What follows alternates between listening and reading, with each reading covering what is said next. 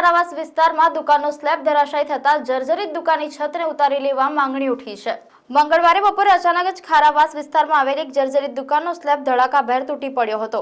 જો કે આ સમયે નીચેથી કોઈ પસાર ન થતા જાનહાનિ ટળી હતી, પરંતુ હજુ આ દુકાનના આગળના ભાગે જર્જરિત સ્લેબ હોવાથી ગમે ત્યારે તૂટી પડે તેવી દહેશત છે। ત્યારે સ્થાનિક નગરસેવકે કહ્યું છે કે સસ્તા અનાજની દુકાનનો સ્લેબ તૂટી પડ્યો છે અને આ દુકાનના માલિક અને કબજેદાર વચ્ચે ચાલતા વિવાદના કારણે કોઈનો ભોગ લેવાય તેવી પરિસ્થિતિ સર્જાઈ છે।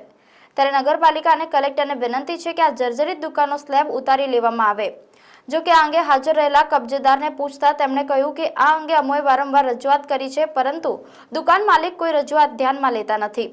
સ્લેબ તૂટ્યા અંગે જાણ કરતા તેમણે યોગ્ય જવાબ આપેલ નથી। અમે જર્જરી સ્લેબનો ભાગ ઉતારી લઈ દુકાન શરૂ કરીશું તેમ તેઓએ જણાવ્યું હતું। આજ રોજ અમારા ખારાવાસમાં આવેલી જ્યાં જૂની કંટ્રોલ ચાલે છે તેનો સ્લેબ અહીંયા ધરાશાયી થયો છે। બપોરનો ટાઈમ હોવાના કારણે કોઈ જાનહાનિ થઈ નથી, એ ઉપરવાળાનો કરમ છે। પણ જે દુકાન માલિક અને જે કબજેદાર છે એ બંનેની લડાઈમાં જ કોઈનો ભોગ લેવાઈ જાય એવી દુર્ઘટના અહીંયા ઘટવા જઈ રહી હતી, પણ અલ્લાહનો કરમ છે કે કોઈ જાનહાનિ થઈ નથી। એટલે અમારી નગરપાલિકા તંત્રને અને કલેક્ટર સાહેબની વિનંતી છે કે તાત્કાલિક આ કબજેદાર અને મકાન માલિકના વિવાદને ખતમ કરવામાં આવે અને તાત્કાલિક આ દિવાલનો જે સ્લેબ છે એ ઉતારી લેવામાં આવે એવી મારી વિનંતી છે। મારું નામ ઘનશ્યામભાઈ નટવરલાલ ખત્રી છે। આ દુકાન પ્રકાશભાઈ નટવરલાલ ખત્રીની બોલે છે।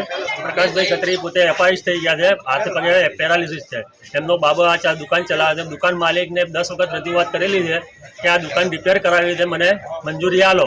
તો દુકાન માલિક એમ શું કહે કે હું તને મંજૂરી ના આપું, ભલે પડે તો પડવા દો, પણ કે રિપેરિંગ નહીં કરવા, ખાલી કરીને મને કબજો આપી દે। 30 વર્ષથી આ દુકાન હું ચલાવું છું, બરાબર।